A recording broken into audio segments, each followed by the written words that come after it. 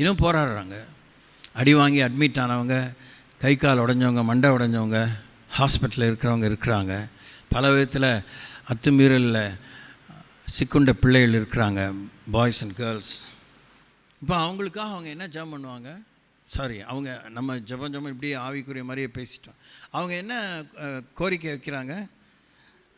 Dharmendra Pradhan education minister resign பண்ணணும். அவன் resign பண்ணுற வரைக்கும் இந்த இடத்த விட்டு நாங்கள் நவறதில்லை. அவன் ரிசைன் பண்ணலை அப்படின்னா மோடி நீ பதவியில் இருக்க மாட்டேன். இதே 2 தான் டாப் ஹைலைட்டாக சொல்லிகிட்டே இருக்காங்க. வேறு 4-5 காரியம் இருந்தாலும் இல்லைனாலும் ஃப்ளாஷ் பாயிண்ட்டாக நேஷன் வைடாக இன்டர்நேஷ்னலாக சொல்லிகிட்டே இருக்கிறது, தர்மேந்திர பிரதான்ங்கிற மத்திய அமைச்சர் எஜுகேஷன் மினிஸ்டர் ரிசைன் பண்ணணும். அதை பிரதம மந்திரி பொறுப்பெடுத்து நடத்தலைன்னா, அமித்ஷா தான் ஆட்டி படைக்கிறாருங்கிறது முன்ன பின்ன எல்லாரும் அறிவிக்கப்படாத சட்டம் போல் தெரிஞ்சாலும், பிரதம மந்திரி தான் எல்லா மந்திரிக்கும் முதன்மையானவர். அவர் தான் முடிவு எடுக்க வேண்டியது. அவர் ஹோம் மினிஸ்டர் தான், அவர் உள்துறை அமைச்சர் தான். ஓகே, அது கவனிக்கணும் தூங்காமல். ஆர்எஸ்எஸ் உடைய இயக்க தலைவர் அங்கே பூனாலேருந்து தான் என்னது மோகன் பகவத் தான் சொன்னாலும் கூட, கான்ஸ்டிடியூஷன் பிரகாரமாக, அரசியல் சாசன சட்ட பிரகாரமாக பிரதம மந்திரி தான் சாவி. அவர் தான் பூட்டலாம், அவர் தான் திறக்கலாம், அவர் தான் எஸ்ன்னு சொல்லலாம், அவர் தான் நோ சொல்லலாம். கரெக்டாக பசங்க அதை ஃபோக்கஸ் பண்ணுறாங்களா? நீங்கள் தர்மேந்திர பிரதானர் ஒன்று பதவி மாற்றுங்க, லாக்காக மாற்றி கொடுங்க, அது உங்கள் பாடு. அவர் நோ மோர் எஜுகேஷன் மினிஸ்டர். 2வது அதை செய்யலைன்னா நீங்கள் பிரதமராக இருக்கிறத பற்றி கனவு காணாதீங்க. இவ்வளோதான் அவங்களுடைய அஜெண்டா. நீங்கள் ஒவ்வொரு முறையும் டோன்ட் காம்ப்ளிகேட் த இஷ்யூ. உங்களுக்குள்ளே இருக்கிற எல்லா ஒரு பாரத்தை ஒரே நேரத்தில் கொட்டாதீங்க. உங்கள் தனிப்பட்ட பாரத்தை தேவன்கிட்ட ஒரே நேரத்தில் கொட்டாதீங்க. என்ன சொன்னீங்க, என்ன பேச வந்தீங்க, என்ன பேசுனீங்க, என்ன பேசலை, என்ன கேட்டார், என்ன கேட்கல, என்ன முடிவானது, என்ன முடிவாகலை, எதில் உறுதியாக இருந்தீங்கன்னு உங்களுக்கும் எனக்குமே தெரியாமல் போயிடும். இது உங்களுக்கு நான் பெரிய கரகண்ட ஞானி மாதிரி சொல்லலாம். இனிமே ஹாட் கிராஸ் பன் மாதிரி நேற்றுக்கு எனக்கு நடந்த ஒரு சவாலில் தான் நான் திரும்பியும் இதை நான் உணர்கிறேன். அவர் பரலோகத்தில் இருக்கிறார், நம்ம பூலோகத்தில் இருக்கோம். நம்ம வார்த்தைகள் சுருக்கமாக இருப்பதாக. உண்மையாக அவருக்கு எல்லாத்தையும் விவரித்து சொல்லணும்னு அவசியமே இல்லை. அவருக்கு எல்லாமே தான் தெரியும். அவருக்கு எல்லாமே தெரியும்னு ஒன்றும் சொல்லாமல் போகாமல் இருப்பதும் சரியல்ல. அவர் என்ன ஊமசாமியா? அவர் என்ன செவரா? You have to talk to him. He's a person. So இதில் வளர்ந்தவங்க, நீங்கள் தேர்ச்சி பெற்றவங்க, ஜெபிக்க தெரிஞ்சவங்க, இது யாரையும் மனசில் வச்சு சொல்ல உடனே பாஸ்டர் என்னை பற்றி சொல்கிறார், உங்களை பற்றி சொல்கிறாரு, இன்றைக்கி ஜெபத்துக்கு பின்னாடி புரணி பேசினீங்கன்னா உங்கள் வாயில் குஷ்டம் வந்துடும். வேதனையாக சொல்கிறேன், மிரட்டலை.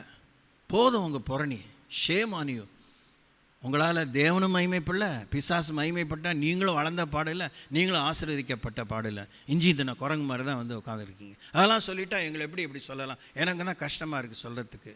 கர்த்தருடைய மனவாட்டியை நான் எப்படி தரக்குறைவே பேச முடியும்? ஆனால் கர்த்தருடைய மனவாட்டியாவா நீங்கள் உட்காந்துருக்கீங்க? ஜாக்கிரதை.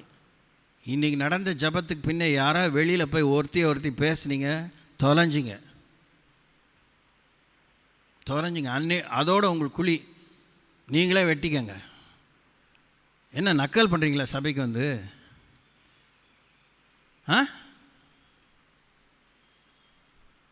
உங்கள் குடும்பம்தான் இன்னும் ஓஹோன்னு இந்த உலகத்தில் என்ன சாட்சின்னு 1000 முறை சொல்லிங்க. என்ன உங்கள் கணக்கில் தான், உங்கள் புரிதல் தான் சாட்சினா என்ன? You explain your self. இயேசு சாட்சியாக இருப்பீங்களா என்ன சொன்னார்? தன்னை பற்றி உங்களுடைய வாழ்க்கையின் மூலமாக 4 பேர் அறிவார் என்பது அவருடைய அழுத்தமான பதிவு. அதற்கு ஒருவன் ரத்தம் சிந்த வேண்டியது அவசியமாக இருந்தாலும் ரத்தம் சிந்தி இயேசுதான் மெய்யான தேவன் என்று சொல்வது தான் அவருடைய பதிவு. 3வது, அவன் தனக்கு விரோதமாக இருக்க உலகம் பிசாசு மாயையை சோதனைகளை ஜெயித்து மிதித்து அவன் எழும்புவான். அதுதான் அவனை பற்றியதான ஒரு உண்மையான அறிக்கை. அவனை கண்டவன் கிறிஸ்துவை கண்டான், அவனை கண்டு பிசாசு ஓடுகிறான். இதெல்லாம் தான் விஷயம்.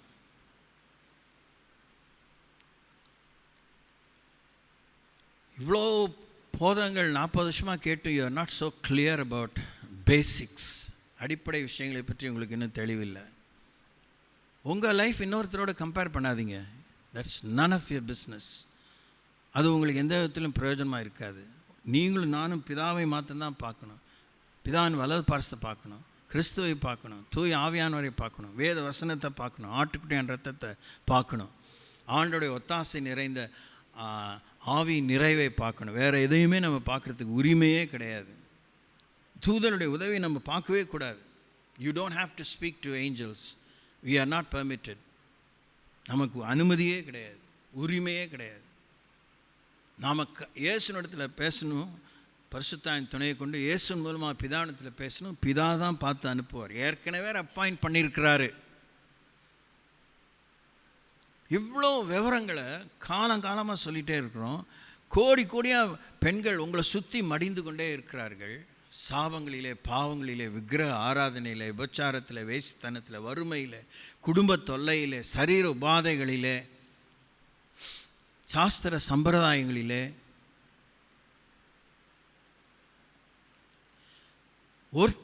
ஒருத்தியை நீங்கள் ஆதாயப்படுத்துவதற்கு உங்கள் வாழ்நாள் முழுவதும் செலவு பண்ணாலும் நஷ்டம் இல்லை.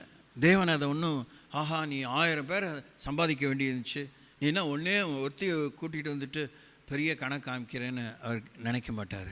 அந்த ஒருத்தியை என்னுடைய சீஷியாக மாற்றினேன், அவன் 4 பேருக்கு சொல்லவளாக மாற்றினேன், ஒருத்தியை உறுதியாக என்னை விட்டு விலகாமல் பற்றி கொள்ளும்படி மாற்றினேன். ரொம்ப சந்தோஷம் அப்படின்னு தான் சொல்லுவார்.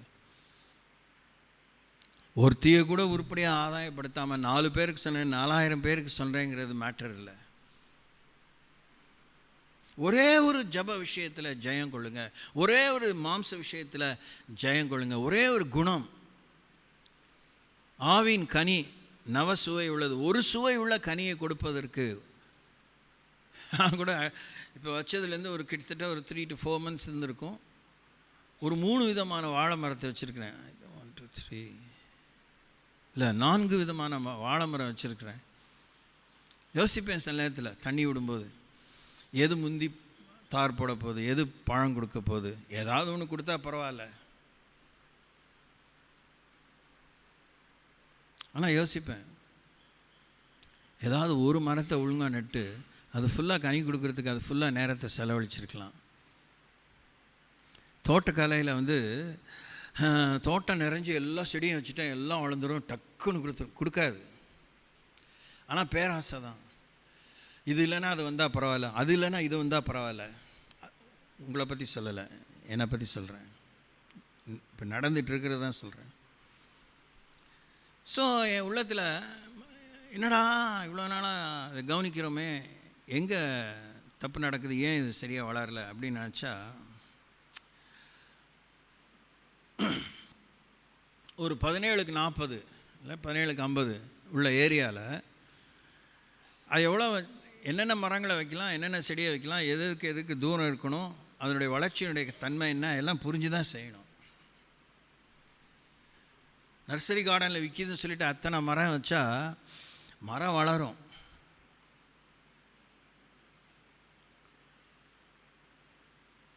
கனி கொடுக்கறது கஷ்டமாக இருக்கும். ஒவ்வொன்றுடைய கீழே விடுற வேர் இருக்குது பார்த்திங்களா, அதனுடைய பரவி போகிறது, அதனுடைய ரீச்சை பொறுத்து தான் அடுத்த மரம் வளர்ச்சியை குன்றதோ முன்னேறதோ பொறுத்து இருக்குது. கடவுளுடைய வார்த்தையை கடவுள்கிட்ட நெருங்கி பழகி உரிமையோடு பழகி எதுவுமே மிஸ் பண்ணாமல் அடையும்படியான விஷயத்தை சொல்லும்போது புத்தி மேயக்கூடாது, பராக்கு பார்க்கக்கூடாது. உங்களை பற்றி நீங்கள் யோசிக்கணும், உங்களால் முடியும். இங்கே யாரும் இங்கே சொட்ட சோடெல்லாம் கிடையாது.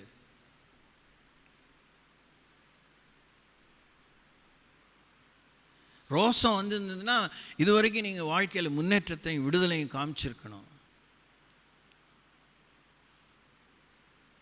எத்தனை விதமான பெண்கள் கருவாடு விற்கிறவங்க, தனித்தனியாக ஒவ்வொரு விஷயத்தில் பெண்கள் ஈடுபாடாக இருக்கிறாங்க. தையல், அதாவது துணிமணின்னு எடுத்துக்கிட்டிங்கன்னா அதில் எத்தனை விதம் இருக்குது. லேடி டெய்லர்ஸ்லேருந்து எம்ப்ராய்டரிங் பண்ணுறதுலேருந்து துணி வாங்கி விற்கிறதுலேருந்து ஸ்க்ரீன்ஸ் தயாரிக்கிறது, எவ்வளோ டிசைனர்ஸ் இருக்கிறாங்க. எல்லாம் டெக்ஸ்டைல் தான். அது கீழே எவ்வளோ சவால்கள். அவங்க தனியாக செய்கிறாங்களா? தனியாக எடுத்து செய்கிறதுனா எவ்வளோ, அவங்களே எத்தனையோ பேருக்கு வேலை கொடுத்தாலும் அவங்க எவ்வளோ போராட்டத்தை சந்திக்கிறாங்க. ஜஸ்ட் ஃபோக்கஸ் லேடிஸ் மாத்திரன்னா உங்களுக்கு ஒரு ஆயுள் பத்தாது, ஒரு வாழ்நாட்காலம் பத்தாது. நீங்கள் ஊருக்கே கஞ்சி ஊற்ற இப்போ நான் உங்களுக்கு சொல்லலை, தேவனை அதை அப்படி எதிர்பார்க்கல. நீங்கள் ஒருத்தர் அல்லது ரெண்டு பேர் தெரிஞ்சுக்கலாம், 2 விஷயங்களை தெரிஞ்சுக்கலாம், 2 பேர் தெரிஞ்சுக்கலாம், மாறி மாறி நீங்கள் அந்த மாத்திரம் ஃபோக்கஸ் பண்ணி ஜெபிக்கலாம். அதில் ஒருத்தரை நீங்கள் நட்புறவால், அறிமுகத்தால் பைய போக போக, அதுவே ஒரு 6 மாதம் 1 வருஷம் ஆகுதா, அவங்களோட நல்லா அறிமுகமாகி பார்க்கும்போதெல்லாம் சிரிக்கிறாங்க, விசாரிக்கிறோன்னு, அவங்க இடத்துல ஆண்டவரை பற்றி தனியாக சொல்லணும். அவங்க தேவைகள், நீட் ஓரியன்ட் இவாஞ்சலிசம் அவர் எடுத்தாரா, அவங்க தேவையின் அடிப்படையில் அவர்களிடத்தில் இயேசுவை அன்பை பற்றி விதையுங்கள், பின்பு அவர்களுக்கு எடுத்து சொல்லுங்கள், அவரோடு கூட பழகுங்கள், அதில் விசாரியுங்கள், அடிக்கடி போய் பார்த்து செய்யுங்கள்.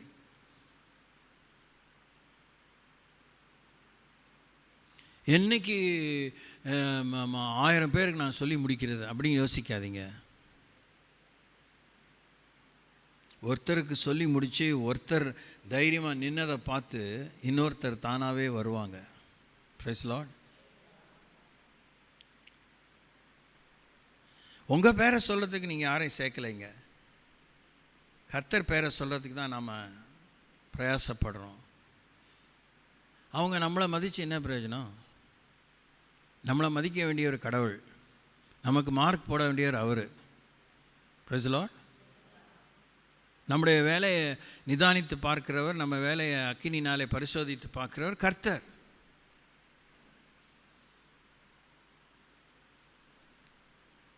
பீடி சுற்றுறவங்க அடிக்கிட்டே போகலாம், மணிக்கணக்காக சொல்லிகிட்டே இருக்கலாம். ஒரே ஒரு பெண்மணி எத்தனை வேலையை செய்கிறாங்க, அந்த மாதிரி பெண்கள் இருக்கிறாங்க. எல்லாம் செஞ்சு ஒடுக்கப்படுறவங்க இருக்கிறாங்க, எல்லாம் செஞ்சு தேவை இல்லாமல் கடனில் மாட்டினவங்க இருக்கிறாங்க, எல்லாம் செஞ்சு புருஷனை இழந்து கைமெண்ணாக வேலை செய்கிறவங்க இருக்கிறாங்க, புருஷனுடைய என்கரேஜ்மெண்ட் இல்லாமல் இருக்கிறவங்க இருக்காங்க. வழக்கத்துக்கு மாறாக அபூர்வமாக தான் செத்தவங்களுடைய பணத்தெல்லாம், அநாத பணத்தெல்லாம் எடுத்து அடக்கம் பண்ணி, அவங்களுக்கு என்ன பேர் அதனால், ஏன்னா அவங்க தலையில் அவங்கள என்ன கோயில் கட்டி கும்பிட போகிறாங்களா, இல்லை அரசாங்க பதவி ஏதாவது கொடுக்க போகிறாங்களா, ஜனாதிபதி பதக்கம் ஏதாவது கொடுக்க போகிறாங்களா? கிடையாது. அப்படி செய்கிறவங்க இருக்காங்களா? உங்களுடைய செல்ஃப்லேருந்து வெளியே வாங்க, உங்களுடைய சுயத்தையே பார்க்காம அதுலேருந்து வாங்க. Come out of your self focus. நீங்கள் எப்போ ஒரு பணி செய்ய முடியும்? ஆஸ் ஜென்ரலாக, இதெல்லாம் ஆவிக்குரிய விஷயமே கிடையாது, ரொம்ப பொது அறிவில் தான் உங்களுக்கு சொல்லிகிட்ருக்கிறேன். ஒரு பெண்ணை ஆண்டவர் உங்களை இறுதியில் படைத்து விட்டாருங்கிறதுலாம் எவ்வளோ தெளிவு கொடுத்துட்டேன். நீங்கள் உங்கள் சுயத்திலேருந்து வெளியே வரணும், அதுக்கு தான் உங்களை ஆண்டவர் படைச்சிருக்காரு. நீங்கள் இன்னொருத்தனுக்கு ஆம்பளைக்கு ஒரு துணையாக இருப்பதற்காக தேவங்களை படைச்சிருக்காரு. உங்களுக்கு ஒரு கர்ப்பத்தை கொடுத்துருக்காரு, நீங்கள் பிள்ளைகளை பெற்று வளர்க்கணும். நீங்கள் செலவாகிறதுக்கு தான் உங்களை படைச்சிருக்காரு. நீங்கள் செலவாகி செலவழித்து நீங்கள் செல்வத்தை சேர்க்கணுன்னு தான் தேவன் உங்களை வச்சுருக்கிறாரு. அதையே எத்தனை இப்படி நிதர்சனமான அது அடிப்படையான விஷயத்தை சொல்லி அந்த மரியாதை ஏன் உங்களால் ஏற்றுக்க முடியல? why will you not respect that from God? உங்களுக்கு எதுக்கு வேறு தலையில் கொண்டை போட்டோமே வேறு ஏதோ கொம்பு உங்கள் முளைக்குன்னு ஏன் எதிர்பார்க்குறீங்க? உங்களுக்கு இது கொடுத்ததே பெரிய உயர்ந்த பதவி, உயர்ந்த எதிர்பார்ப்பு. why do you expect great recognition from God? அதை விட்டுட்டு அவன் உங்களை தூக்கி வச்சுக்குவான், இவனை தூக்கி வச்சுக்குவான், இவங்க மதிப்பில், இதெல்லாம் தேவையில்லாத எதிர்பார்ப்பு. யோசித்து பாருங்கள், 800 கோடி மக்களில் எத்தனை பேர் நலிந்தவங்க, எத்தனை பேர் வலிமையானவங்க, எத்தனை பேர் செல்வந்தர்கள், எத்தனை பேர் வறுமை கோட்டு கீழே இருக்கிறாங்க. எல்லாரையும் அந்தந்த பெண்மணி தானே பெற்றா. ஒரே ஒன்று கண்ணு பெற்றாலும் சரி, 10 பேரை பெற்றாலும் சரி, குசேலர் மாதிரி 27 பிள்ளைகளை பெற்றாலும் சரி, அந்த ஒரு பெண்மணி தானே பெற்றா. நேராக நிமிர்ந்து உட்காந்து யோசிங்க. உங்களுடைய கவனம், உங்கள் முதலீடு உங்கள் பிள்ளைகளுக்காக தான் இருக்கணும், உங்கள் பிள்ளைகளை நல்வழிப்படுத்துகிறதா தான் இருக்கணும். உங்களுக்குள்ளே இருந்து உங்கள் வாழ்க்கையை தான் உங்கள் பிள்ளைகளுக்கு மலை மேலுக்கு பட்டணம், விளக்கு தண்ணி மேலுக்கு விளக்கு.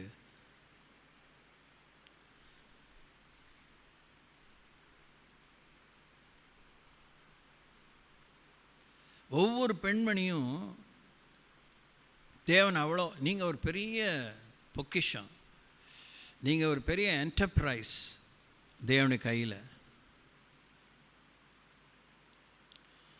தேவன் முதலீடு செய்யவும் தேவனுடைய முதலீடாகவே இருக்கவும் கருதி படைக்கப்பட்டவர்கள் பெண்கள். ஸோ நீங்கள் ஒப்பாரி வைக்கிறதுக்கும் புலம்புறதுக்கும் அந்த துக்கத்திலே மூழ்கி போகிறதுக்கும் உங்களுக்கு நேரம் இல்லை. கடவுள் அதுக்கு நேரம் கொடுக்கல. கல்லை மண்ணையும் கும்புறவங்கள மரத்தை நட்டால் தண்ணி பாய்ச்சுவான்னு எழும்பிடுறாங்க. ஒரு காலகட்டத்துக்கு பின்னே பெண்கள் எழும்பிடுறாங்க. ரோசம் பார்த்தவங்க, பேர் பார்த்தவங்க, புகழை பார்த்தவங்க, மரியாதையை பார்த்தவங்க, அரவணைப்பை பார்த்தவங்க திடீர் நிர்கதியாக மாறினவுடனே ஒரு phase of time 1 or 2 years or 3 years முடியலங்கும்போது சாக மாட்டேன் தைரியமாக இருக்கிறவங்க, நம்பிக்கை இருக்கிறவங்க, பிள்ளைகளுக்காக வாழணும்னு தரிசனம் கொண்டவங்க, வைராக்கியம் கொண்டவங்க, சமுதாயத்துக்கு விரோதமாக இல்லை அந்த குடும்பங்கிற அந்த சமுதாயத்தை எதிர்த்து வெளியே வேலைக்கு போகிறாங்க, வீட்டு வேலைக்கு போகிறாங்க, ஏதோ வேலைக்கு போகிறாங்க. நிந்தை தான், அவமானம் தான், சிறுமை தான், ஏட்டி போட்டியாக தான். முன்னே ஒரு 10 கன்று அவங்க மேலே விழுந்தால் இப்போ 1000 கன்று விழும்.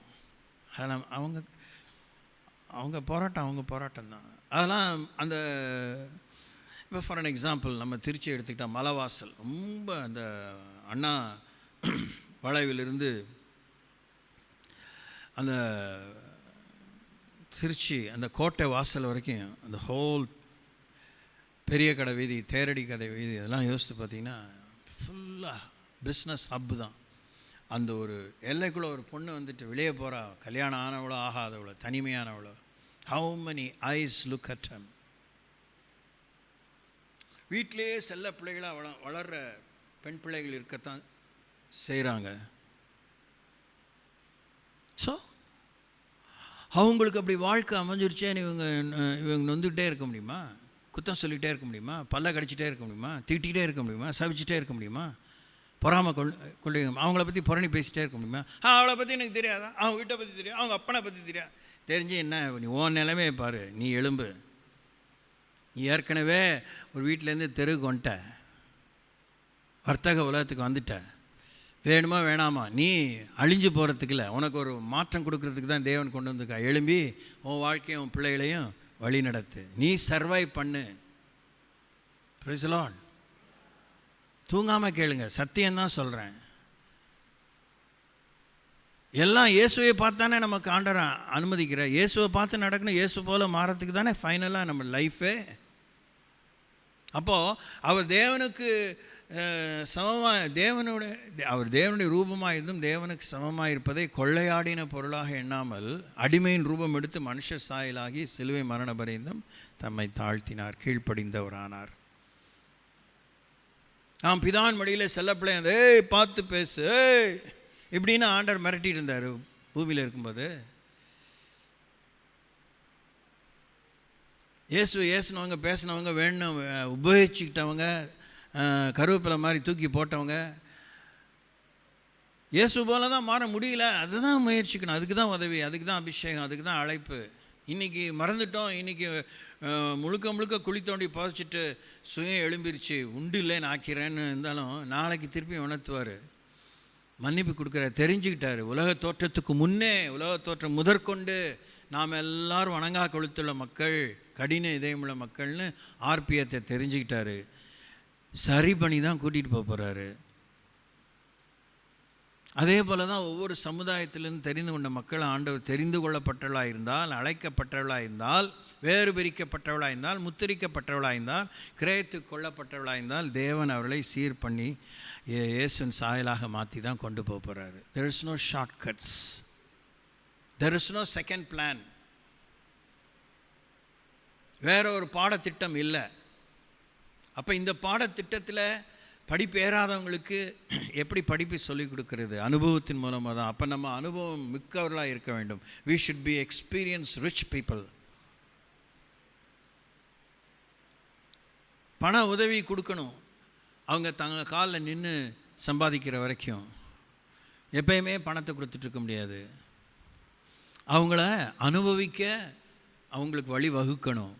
அனுபவங்களை தெரிந்து கொள்வதற்கு அவங்கள விடுதலை பண்ணி விடணும். அடிபட்டு தான் அனுபவம் கற்றுக்க முடியும், நட்டப்பட்டு தான் கற்றுக்க முடியும், காயப்பட்டு தான் கற்றுக்க முடியும், தோற்று போய் தான் கற்றுக்க முடியும், மறுதளிக்கப்பட்டு தான் கற்றுக்க முடியும், 4 பேர் நிராகரித்து தான் ஒதுக்கப்பட்டு தான் கற்றுக்க முடியும். ஓயாமல் சொல்லிகிட்டே இருக்கேன். எங்கே போகுது உங்களுக்குள்ளாக தேவன் முதலீடு பண்ண எல்லா பணம்னு மாதிரி சும்மா ஒரு சித்தரித்து பார்த்தீங்கன்னா எல்லாம் விழலுக்கு இறைச்ச நீராக போகுது, பாதாளம் திங்கிது. நம்மளை சுற்றி இருக்கிற சமுதாயம் பெண்கள் சாதிக்கிறாங்க,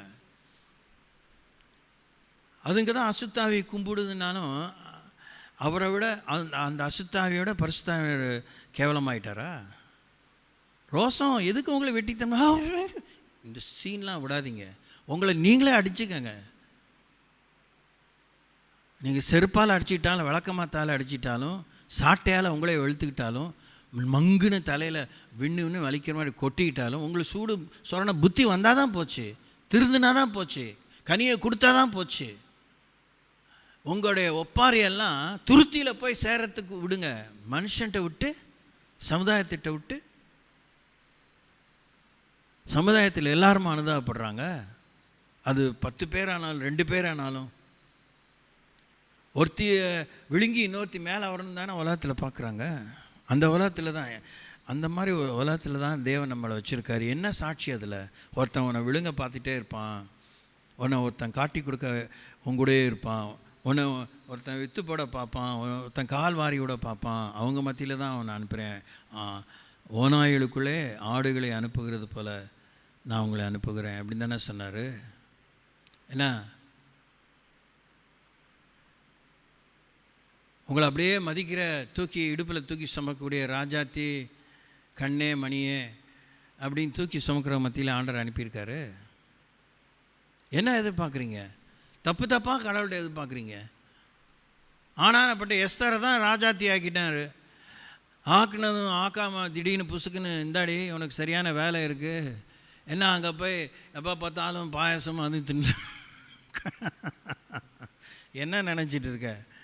என் ஜனாலும் அங்கே செத்துக்கிட்டு இருக்க ஒருத்தன் கழுத்தை நெரிக்க பார்க்குறான், கழுத்தை சீவ பார்க்குறான். நீங்கள் இங்கே வந்து டெய்லி பிரியாணியா? இந்தா எலும்பு ஒழுங்கா, இல்லைன்னா நீ காலி, உன் குடும்பம் காலி, வேறத்தனை வச்சு வேலையை முடிச்சிடுவேன்னு சொன்னாரா? அதெல்லாம் ஊருக்கு பிரசங்கம் பண்ணுறது உங்களுக்கு குறிப்பாக வேணும். உங்களே வாழ வச்சுட்டு 4 பேரை வாழ வைக்கிறதுக்கு தான் வாழ வைக்கிறாரு. சோத்திரம். உங்களை பார்த்து 4 பேர் வழியணும்னு வைக்கல. ஏறுதா மண்டையில், ஆவியில் இறங்குதா? உங்களை பார்த்து 4 பேர் வழியணும்னு உங்களை வைக்கல, 4 பேரை வாழ வைக்கிறதுக்கு தான் உங்கள் வாழ்க்கை. வயசானாலும் புத்தி வந்தால் தான் போச்சு. இது எதுவும் முடிஞ்சிருச்சு, இந்த கடை முடிஞ்சிச்சு அப்படியே உட்காராதீங்க.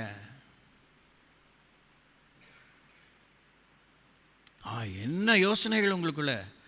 உங்கள் யோசனை என்னாலே கொஞ்சம் கொஞ்சம் புரிஞ்சிக்க முடியுது, தெரியுது, ரொம்ப கிளியராக தெரியுது. கடவுளுக்கு தெரியாதா? துவக்கத்துலேருந்து முடிவு மட்டும் என்ன யோசனையோடு ஒவ்வொரு இடத்துல இருக்கிறீங்க, ஒரு நேரத்தில் இருக்கீங்க, ப்ரைவேட்டாக இருக்கீங்க, பப்ளிக்காக இருக்கீங்கன்னு தெரியாதா? உதட்டில் ஒரு வார்த்தை, உள்ளத்தில் ஒரு எண்ணம். God knows you from beginning to end. ஆனாலும் தேவன் உங்கள் மேல் பொறுமையாக இருக்கிறார், உங்கள் மேல் பட்சமாக இருக்கிறார். He wants you to do your work. உங்கள் வேலையை செய்கிறதுக்கு தேவன் உங்களத்தில் எதிர்பார்க்கிறார். நீங்கள் அடுத்தவங்க வேலையை நீங்கள் செய்ய வேண்டாம். அடுத்தவங்க உங்கள் வேலையை செஞ்சுட்டு நேராக இருந்தால் அடுத்தவங்களுக்கு உதவி செய்யுங்க. உங்கள் வேலையை விட்டுட்டு அடுத்தவங்களுக்கு உதவி செய்ய போனேன்னு கணக்கு காமிக்காதீங்க, வேஸ்ட்டு. அப்படிலாம் பைபிளில் சொல்லவே இல்லை. சுயநலமற்ற வாழ்வு வேற, உங்கள் சுயத்தை நீங்கள் வந்து அழிச்சிட்டு இன்னொருத்தரை போய் தாங்கி பிடிக்கணும்னு கடவுள் சொல்லவே இல்லை.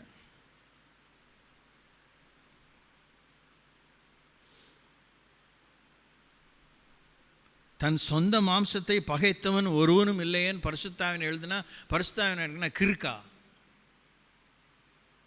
நம்முடைய சரீரத்தை ஆலயமாக கொண்ட அவருக்கு நம்ம பற்றி சொல்லும்போது தன் சொந்த மாம்சத்தை பகைத்தன் ஒருவனும் இல்லையேன்னு சொல்கிறவருக்கு திடீர்னு மைண்டு நட்டு லூஸ் ஆகிடுச்சா? ஆனால் உங்களே ஆராதிச்சிட்டு இருக்காதீங்க, உங்களே விக்கிரகமாக்கிறாதீங்க. உங்களுக்குள்ளே இருக்கிற நன்மைகளை நீங்களே கெடுத்துக்காதீங்க. உங்களால் என்ன முடியுமோ, உங்களை கொண்டு எதை செய்ய முடியுமோ அதை தான் நீங்கள் செய்யணும். Praise the Lord. ஒரு மேபி ஒரு 7 நாள் வச்சுக்கோ, ஒரு வாரத்துக்கு முன்னே தான் என்னுடைய தங்கம் வந்து டவுனில் இருக்குது, திருவண்ணாமலை அந்த ஏரியாவில். அங்கேருந்து ஃபோன் பண்ணுது, பீடிகை போட்டு ஃபோன் பண்ணுது, டாடி சொல்ல வர அந்த சீக்கிரம் சொல்லு. அதுக்கெலாம் இன்ட்ரெஸ்டிங்காக கேட்க நேரம் இல்லை. என்ன சொல்ல வந்த சொல்லு. என்னடா நானே முயற்சி எடுத்து சொல்லிகிட்டு இருக்கேன். ஏன்டா ஒன்று என்ன போகிறேன். சரி சொல்லு.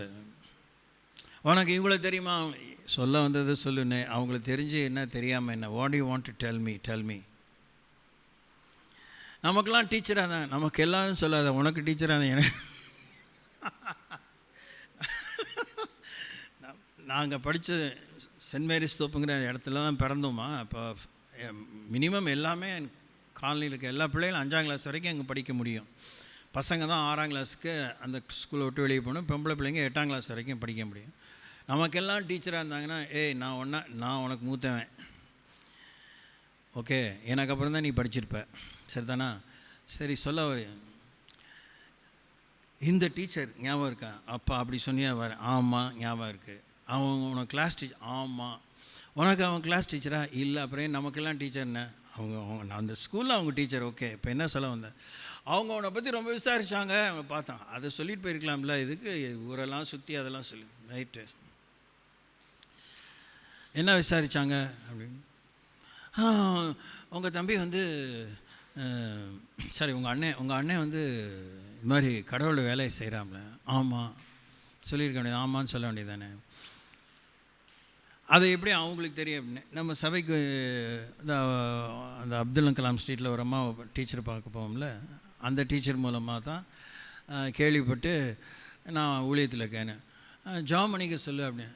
இது இவ்வளோ பீடிகே வேணாம், இன்னார் வந்து இந்த பேர் உள்ள டீச்சர் அவங்களுக்காக ஜாம் பண்ணுவியா, அவங்கள ஞாபகம் வச்சுருக்காங்களாம், அவங்க கிளாஸ் டீச்சராக.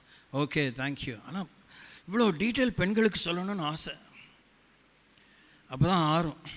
நேராக வந்தோம், சொன்னோம், முடித்தோம், குறிப்பாக சொன்னோம், அவங்க ஜாம் பண்ணான்னு இல்லை.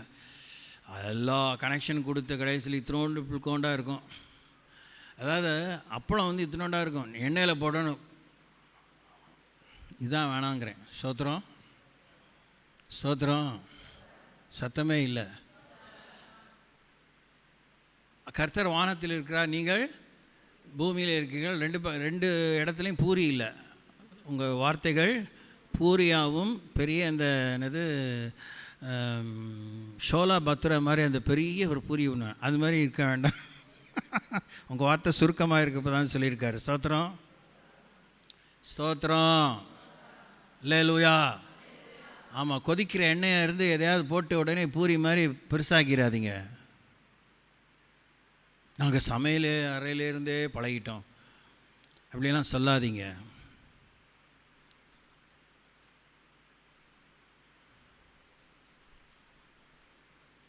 இராணுவத்தில் இருக்க பெண்களுக்காக ஜெபம் பண்ணுங்க, மருத்துவத்துறையில் இருக்க பெண்களுக்காக ஜெபம் பண்ணுங்க. வயல் எல்லாம் பொதுவாக சொல்கிறேன்.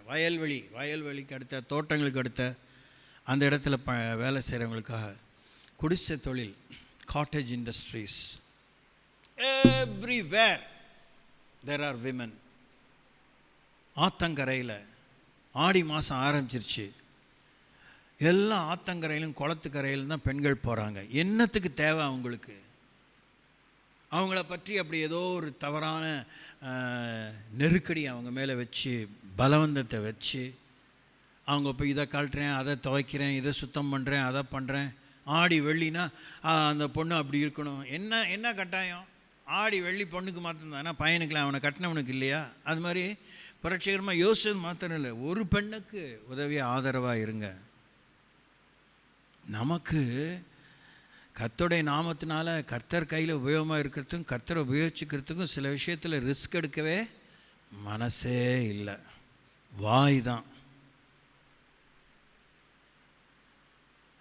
அப்படி செஞ்சால் வீட்டை விட்டு தள்ளி வச்சிருவாங்க.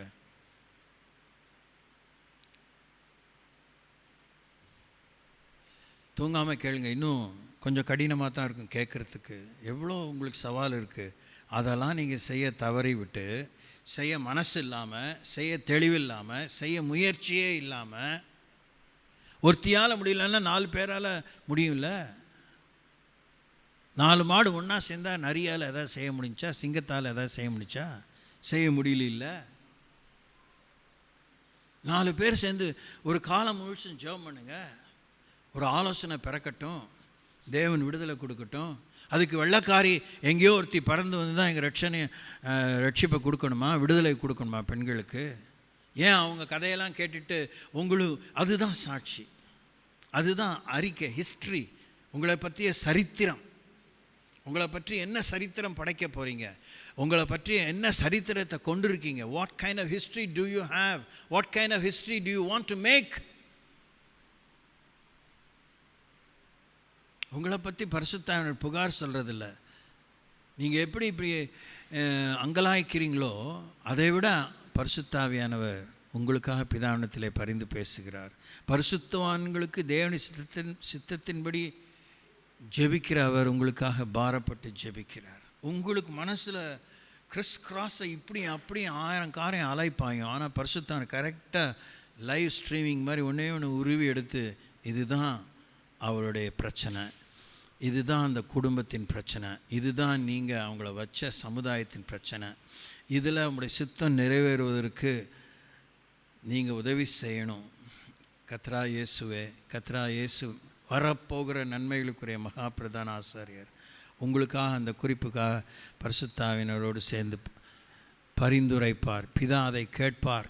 அதுக்கு ஒரு காலத்தை குறித்திருந்தால் அந்த ஏற்ற காலத்தில் அதை தேவன் நிறைவேற்றுவார். Praise the Lord. எவ்வளோ வேலை நமக்கு இருக்குது. பிரயோஜனமான வேலை, கருத்தான வேலை, கனி தர வேண்டிய வேலை.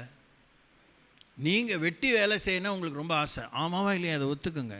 வெட்டி வேலை செய்யணும் ரொம்ப புரியுது தானே? என்ன இப்படி பார்க்குறீங்க திருட்டுமொழி? வெட்டி வேலை செய்யணுன்னா யூ ஆர் ஸோ ஹாப்பி. 100 பெண்களில் கண்டிப்பாக 70-80 பெண்கள் நேரத்தை போக்குறதுல ரொம்ப ஆசைப்படுவீங்க. ஆமாவா இல்லையா? ஆனால் வேலை எடுத்து முன்னாடி வச்சுற மாதிரி வச்சுருவீங்க. என்ன இன்னும் அதை நறுக்கி முடிக்கல அப்படின்னு அவர் கேட்குற மாதிரி வச்சுக்குவீங்க. ஆமாவா இல்லையா? என்ன கோபமாக இருக்கிறீங்க? எந்த உண்மை சொன்னாலும் உங்கள் மூஞ்சில் என்ன இருக்குது?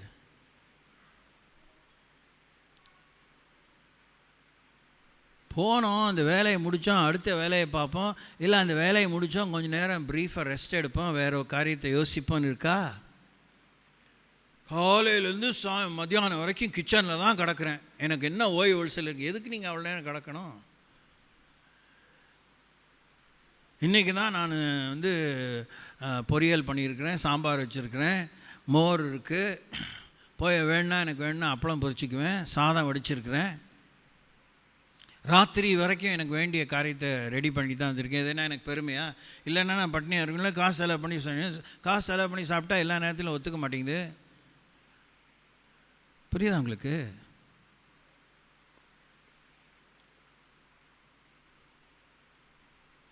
எவ்வளோ வீட்டு பாடம் கொடுத்துருக்கேன். அடுத்த வாரம் வரும்போது 40 பக்கம் உள்ள நோட்டையே ஃபுல்லாக பத்தாது. எத்தனை துறையிலே பெண்கள் இருக்கிறாங்க, எத்தனை விதமான சவால்களிலே பெண்கள் இருக்கிறாங்க, எல்லாமே தனித்தன்மை வாய்ந்த குறிப்பாக நீங்கள் எழுதிட்டு வரலாம். அவ்வளோ பேர் இருக்கிறாங்க. ஏன் இங்கே இருக்கிற பாஸ்டர் எல் ஜோசப் எழுதின முழங்கால் யுத்தம் அந்த ஜப குறிப்பில் 4-5 புத்தகத்தை எடுத்து படிங்க.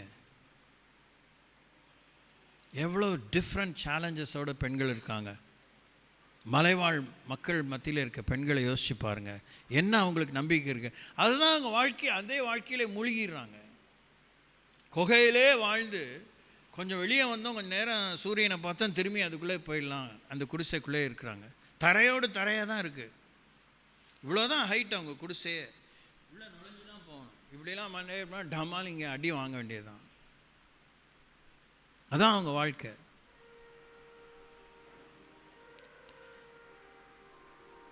சொல்லி பொறுக்கிறதே, கோர புல்லை பொறுக்கிறதே, இதுதான் அவங்களுக்கு வாழ்க்கை. ஒரு தட்டி ஏதோ ஒரு காரியம் செய்கிறாங்க, ஒரு கூட ஒரு முறம், that will take half a day, maybe a day, 1 day's labour, ஒரு நாள் கூலி, ஒரு நாள் பிரயாசம். அதை சந்தையில் கொண்டு போகணும். அது 10, 15, 20, 30 ஒரு அடுக்காக தூக்கிட்டு போகணும். That will take a weeks time. போனால் அங்கே விற்றா அவங்க ஹோல்சேல் ரேட்டை கேட்பாங்க. அதை பார்த்து காப்பி அடித்து அவங்க வாழ்க்கையை நலிவுற செய்கிற முதலாளி இருக்கிறான். பெரிய முதலாளி, சின்ன முதலாளி. அவன் அதுக்கு ஒரு மெஷினை தயாரித்து அது அடித்து தள்ளிடுது. ஒரு வாரத்தில் 30 கூட செய்கிறது, அது 1 மணி நேரத்தில் 300 கூட பண்ணிடுது. என்ன சவால் இருக்காங்க. அதுக்காக அவங்களுக்கு இந்த தொழிலை விட்டால் வேறு தொழில் இல்லைன்னு இருக்கிறவங்க இருக்கிறாங்க. கிடைச்ச வரைக்கும் வாழலாம் அந்த நிலையிலே வாழ்கிறவங்க இருக்கிறாங்க. இவங்களுக்காக தேவனத்தில் ஜெபிக்க ஞானம் கேட்கணும். 2 பேர் தட்டணும், 4 பேர் தட்டணும். ஒருத்தருக்கு 4 பேர் ஆண்டோடைய சமூகத்தை தட்டணும். அப்போ எங்கே உங்களுக்கு புரணி வரும்? எங்கே இன்னொருத்தையை பற்றி மார்க் போடுறதுக்கு புத்தி மேயும்?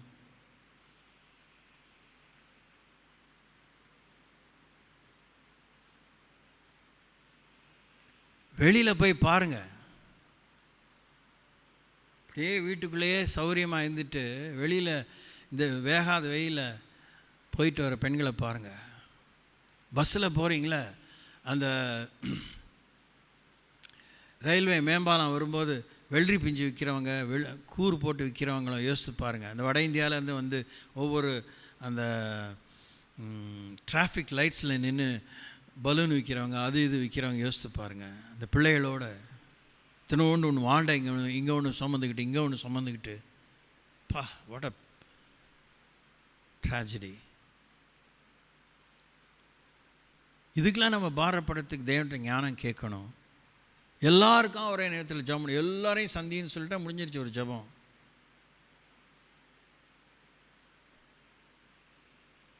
கொஞ்சம் கொஞ்சமாக ஒவ்வொரு மேட்டராக ஃபினிஷ் பண்ணுங்கள். ஒரு ஆண்டவர் ஒரு வாசலை திறக்கணும். எனக்கு ஒரு ஆசை, ஆனால் எப்படி முடியும், எப்படி செய்கிறதுன்னு நானும் யோசிச்சுட்டு இருக்கேன். இப்போயே அறிவிச்சிட்டாங்க. அவங்க அறிவித்த ஒரு 2 weeks, மேபி 2 weeks ப்ளஸ் ஆகிருக்கும். கன்னியாகுமரியில் சிஎஸ்ஐ 4-5 பெரிய திருமண்டலங்கள் டயசிஸ் சேர்ந்து ஒரு பெரிய எக்ஸிபிஷன் நடத்துகிறாங்க. என்ன எக்ஸிபிஷன்? Missionary exhibition. மிஷினரி ஊழியங்களுக்காக இந்தியாவில் வந்து ரத்தம் சிந்தி பாடுபட்டு மரித்து சாட்சிகளாய் இன்றைக்கும் அவங்க ஊழியத்தின் மூலமாக நன்மை பெற்று அநேகர் அவங்களையே முன்மாதிரியாக காமித்து அவங்க மூலமாக அந்த சந்ததிகள்லாம் கொள்ளு தாத்தா கொள்ளு பாட்டி யாராக இருக்காங்க அந்த மாதிரி அவங்கள கொண்டு மற்ற பல வரைபடங்கள், திரைப்படங்கள், ஆனிமேட்டட் இஷ்யூஸ். அது ஒன்லி மிஷினரி எக்ஸிபிஷன். அவங்கவுங்க எங்கே வந்தாங்க, அவங்க வாழ்க்கையை சித்திரமாக வரைஞ்சி பெரிய பெரிய கட் அவுட்ஸாக இதெல்லாம் பண்ணி பிளான் பண்ணி ஒரு பெரிய ஏரியா, அது ஏதோ ஒரு பேர் சொல்கிறாங்க, ஞாபகம் இல்லை, அவ்வளோ பெரிய ஏக்கர்ஸ் கணக்காக இருக்கிற ஏக்கர்ஸில் ஃபுல்லாக அதை எழுப்பி இரவு பலமாக வேலை செஞ்சு அது அக்டோபர் மாதம் 10 நாள் காலையில் 10 மணிலேருந்து 9 மணி மட்டுமாக அந்த இடம் திறந்துருக்கும். அங்கே போய் அவங்க விவரித்த அந்த சின்ன வீடியோ கிளிப்பில் நம்ம குரூப்புக்கு அனுப்பியிருக்கேனே நான். ஆமாம், அந்த உள்ளே போய் பார்த்தா வெளியே வரத்துக்கே it will take more than almost a day போகணும். நீங்கள் வைராக்கியமாக ஊரை சுற்ற போகிறதுக்கு பதிலாக அங்கே போகணும். கன்னியாகுமரியில் விசாரிச்சுட்டு போய் இறங்கிட்டு ரிஃப்ரெஷ் பண்ணிவிட்டு அங்கே நேராக கேட்டு ஒரு வண்டியை பிடிச்சிட்டு குடும்பமாக அவங்க பிள்ளைகளோடு கொண்டு போய் அதை பார்க்கணும். ஏதாவது ஒரு விஷயம் என்னை தொடட்டும், ஏதாவது ஒரு விஷயம் என் கண்களை திறந்து விடட்டும், ஏதாவது ஒரு விஷயம் என் வாழ்க்கையில் ஒரு புதிய அக்கினி பற்றி பிரிக்க எனக்கு உதவி செய்யட்டும். அவங்க தரிசனம் என்ன?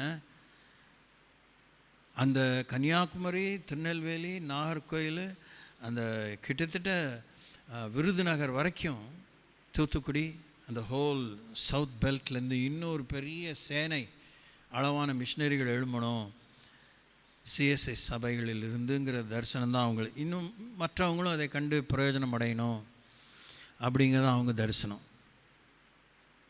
அவங்க மூலமாக தேவன் எழுப்பி நம்ம பெந்தோவ சபைகளாக்கும் ஆவியை பெற்றவங்களாக்கும் வரங்களை பெற்றவங்களாக்கும் என்ன பெருமை நமக்கு அம்மாவோடையும். நம்ம பிள்ளைகள்லாம் ஆயத்தம் பண்ணி வெளிநாட்டுக்கு அனுப்புவோம், அங்கே அனுப்புவோம், இங்கே அனுப்புவோம், இப்படி வைப்போம், அப்படி வைப்போம். ஒவ்வொருத்தரும் ஊழிய தரிசனம் இருக்காது. வீடு கட்டணும், நாடு கட்டணும், காடை கட்டணும், அதை வாங்கணும், இதை வாங்கணும் தான் இருப்போம். அங்கே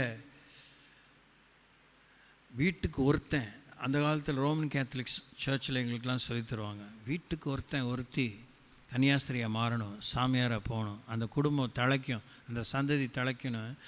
அந்த காலத்துலேருந்தே போட்ட வித்து. நான் 4ஆம் கிளாஸ் படிக்கும்போதே சாமியாரை போகணுன்னு ஒப்பு கொடுத்தேன். நல்லா ஞாபகம் இருக்குது. இல்லைன்னா ஒன்றும் பெருமை இல்லை, சொல்லி காமிக்க. எப்படி நமக்குள்ளே கடவுள் முன்னே தெரிந்து கொண்டதை எப்படி பாரமாக வித்தா போடுறாரு, how we carry it, how we water it, எப்படி அதை நம்ம தண்ணீர் பாய்ச்சி அதை அது செத்து போகாமல் அந்த வித்து தழைக்கணும்னு முயற்சிக்கிறோம். அவங்களாம் ஆவியை பெறாதவங்க, அவங்களாம் மறுபடியும் பிறக்காத, அவங்களாம் ஒரு பாரம்பரிய சபை. உடனே அவங்கள தூக்கி வச்சு நான் திரும்பி சிஎஸ்ஐக்கே போகிறேன். இந்த அல்ப புத்தி தான் பெந்தகோஸ்து சபையில் இருக்கவங்களுக்கு இருக்குது. கல்லறைக்காகவும் இதுக்காகவும் வேறு பிரிக்கப்பட்ட வாழ்வு, அதில் வளர்ந்து அவங்கள விட சாதிக்கணுன்ற இருதயமே கிடையாது, ஆவி கிடையாது, எண்ணம் கிடையாது, வார்த்தை கிடையாது, பார்வை கிடையாது. எல்லாத்தையும் சாத்தான குறை சொல்கிறது.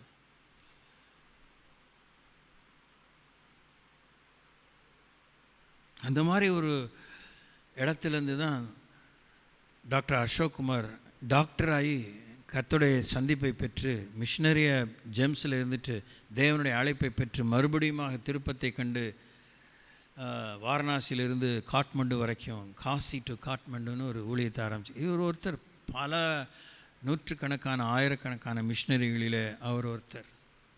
இந்தியாவிலே ஊழியம் செய்து ஏராளமானவர்களே 100 100ஆக 1000 1000ஆக 10 10ஆக குடும்பமாக மொழி இனத்தினர், மத பின்னணியினர், தொழில் வர்க்கத்தினராக கர்த்தருக்குள்ளே கொண்டு வருகிற FMPB, so many different IEM, IMS, IMA,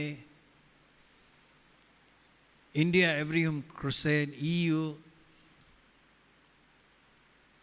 EGF, Ambassadors for Christ, எல்லாத்துலேயும் பார்த்தீங்கன்னா ஒரு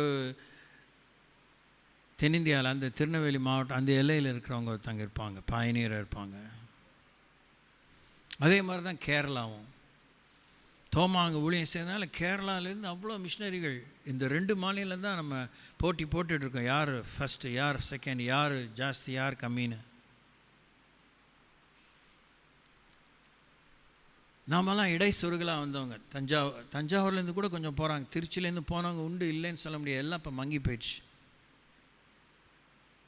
பெண் பிள்ளைகள் எத்தனை பேர் போகிறாங்க.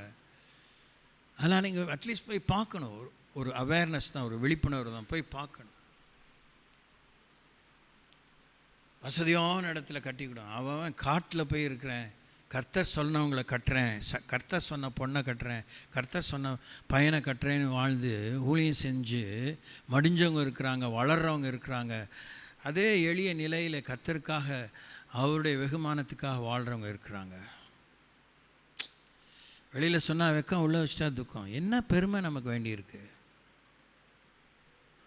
நம்மெல்லாம் அங்கே தான் போகணுன்னு பாயிண்ட் இல்லை. இருக்கிற இடத்துல தேவனுக்கு எவ்வளோ செலவு ஆகுறோம், எவ்வளோ செலவழிக்கிறோம். காசு மாத்திரம் கொடுத்தா, காசு கொடுத்தா 10 ஆத்மா கிடைக்கணும் அப்படி வாங்கிட முடியுமா? காசு கொடுத்து ஆத்மாக்களை விலைக்கு முடியாது. இருதயங்களை திறக்கிறதுக்கு இருதயம்தான் வேணும், இருதயம்தான் வேணும்.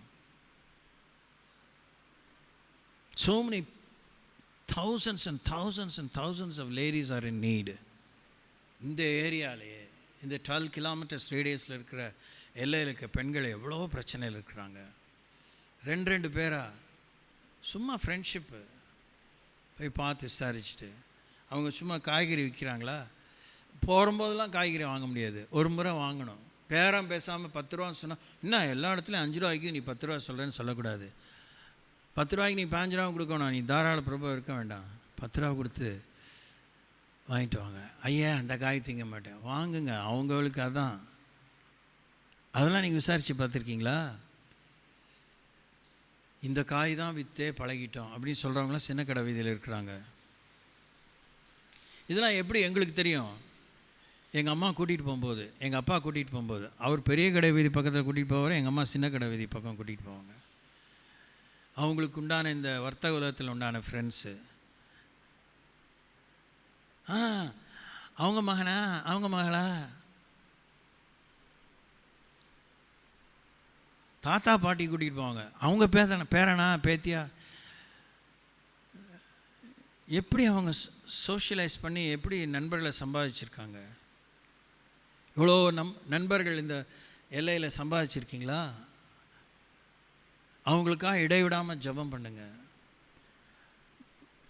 டெய்லி பார்க்காட்டிலும் விட்டு விட்டு பாருங்கள், டச்சில் இருங்க. ஒண்டியாக போராட முடியலையா, நம்ம தகுந்த இன்னொருத்தரை என்னோட சேருங்கன்னு சொல்லி 2 பேராக ஜெபம் பண்ணுங்க, 3 பேரா 4 பேராக ஜெபம் பண்ணுங்க. பெண்கள் கூடி வந்து ஜெபம் பண்ணாலும் என்ன வேறு என்ன பேச்சு உங்களுக்கு வேண்டியிருக்கு? வந்தீங்களா, நச்சு பாட்டை பாடி ஆண்டரை துதிச்சிங்களா, குறிப்பாக சொல்லுங்கள், ஒரு நோட்டை மெயின்டைன் பண்ணுங்கள். இந்த நாள் தேதியை போடுங்க. ஒருவேளை 3 வருஷம் கழித்து தான் ரட்சிக்கப்படுவாங்க, போடுங்க. 26 ஜெபம் பண்ணி 29 தான் ரட்சிக்கப்பட்டிருக்கு. கர்த்தரோட வருகை தாமதமாக இருக்குது. அப்போ கர்த்தர் கிருபையாக இருந்திருக்காரு. ஸ்தோத்திரம்.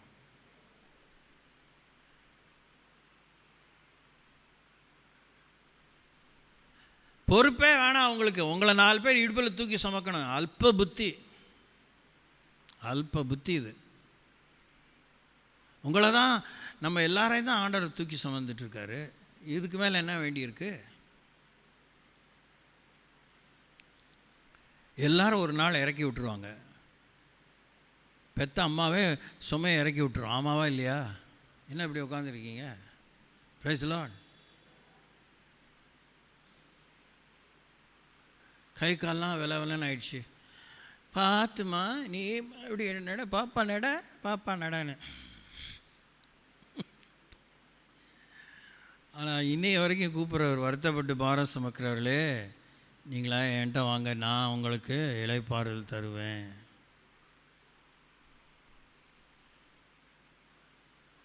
இப்போல்லாம் அவங்க கனவு எப்படி தெரியுமா? சீக்கிரம் எங்கள் பிள்ளைங்க வளர்ந்து சம்பாதிச்சு எங்களுக்கு பிரியாணி போடணும், கஞ்சி ஊற்றுறக்கூடாது. இன்றைக்கி தான் எல்லாமே பாசிட்டிவாக திங்க் பண்ணுறவங்க இல்லையா? அதனால் அப்படி தான் பார்த்துட்ருக்கீங்க. our days are over. After our children have to grow up, make money and look after us. இதுக்கு நான் விரோதி இல்லைப்பா. நான் உங்களை சிருஷ்டிக்கலை, நான் உங்களுக்காக சாகலை.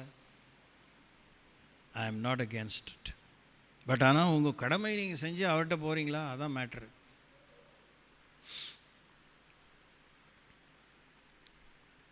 Praise the Lord.